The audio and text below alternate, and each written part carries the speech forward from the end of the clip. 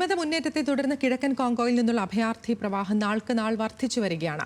പ്രധാന നഗരങ്ങളിലൊന്നായ ഗോമ വിമതർ കീഴടക്കിയതോടെ അതിർത്തി കടക്കേണ്ട നിലയിലാണ് ജനങ്ങൾ.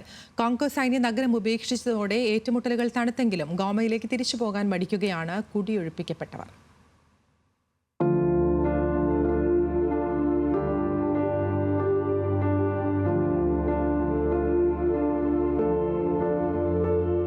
കിഴക്കൻ കോങ്കോയിൽ 3 ദശാബ്ദത്തിലധികമായി തുടരുന്ന വംശീയ സംഘർഷങ്ങൾ കഴിഞ്ഞ മാസം ആരംഭിച്ച വിമത മുന്നേറ്റത്തിലൂടെ തീവ്രമായിരിക്കുകയാണ്.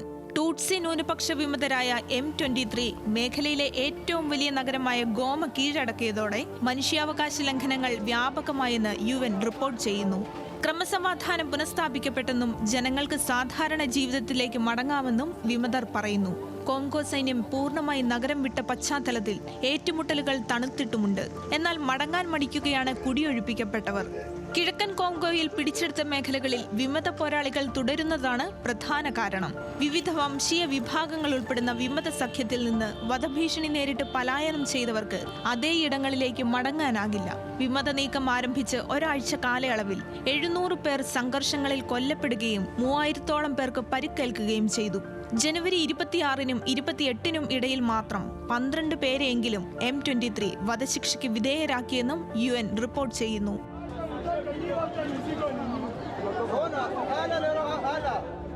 സംഘർഷത്തിനിടെ ലൈംഗികാതിക്രമങ്ങൾ കുത്തനെ ഉയർന്നതും അഭയാർത്ഥി സംഘത്തിലെ സ്ത്രീകളെ പരിഭ്രാന്തരാക്കിയിട്ടുണ്ട്. ഒന്നിലധികം തവണ പലായനം ചെയ്യേണ്ടി വന്നവർ ഉൾപ്പെടുന്ന അഭയാർത്ഥികളിൽ പലരും മുൻപ് കൂട്ടബലാത്സംഗം ഉൾപ്പെടെയുള്ള അതിക്രമങ്ങൾ നേരിട്ടിട്ടുള്ളവരാണ്.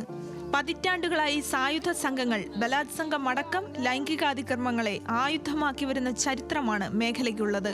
വീടതിക്രമിച്ചു കയറിയും തെരുവിൽ വെച്ചും പ്രായവ്യത്യാസമില്ലാതെ സ്ത്രീകൾക്കും പെൺകുട്ടികൾക്കും നേർക്ക് ലൈംഗികാതിക്രമങ്ങൾ നടന്നുവരുന്നു.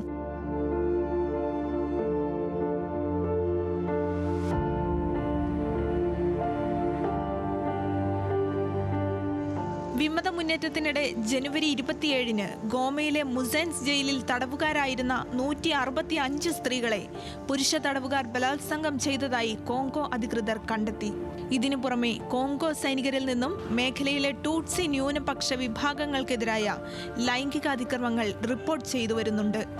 ഗോമയിൽ നിന്ന് കോങ്കോ സൈന്യം പിൻവാങ്ങിയെങ്കിലും മേഖലയിലെ പോരാട്ടങ്ങൾ അവസാനിക്കുന്നില്ല എന്നതാണ് വസ്തുത.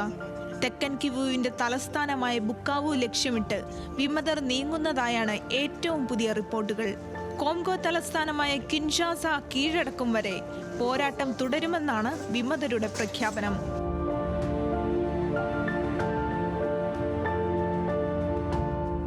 International desk news Malayalam.